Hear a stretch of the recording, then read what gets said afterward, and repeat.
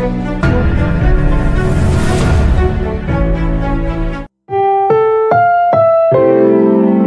programang ito ay rated SPG. Striktong patnubay at gabay ng magulang ang kailangan. Maaaring may masiselang tema, lengguwahe, karahasan, sexual, horror o droga na hindi angkop sa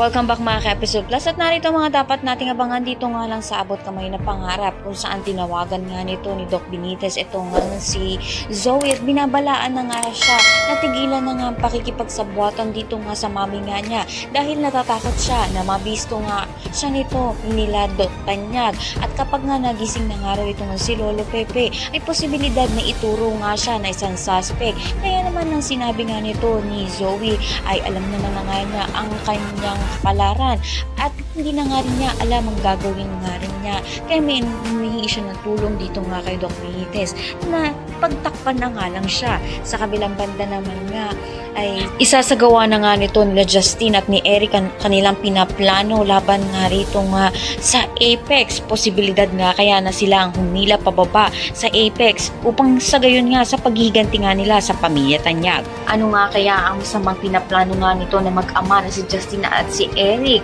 magiging kakampi nga kaya sila o kaya naman isa na naman silang kontrabida pumalit dito nga kay na Zoe at kay Moira. Lahat ng yan abangan natin. Maraming salamat sa internet.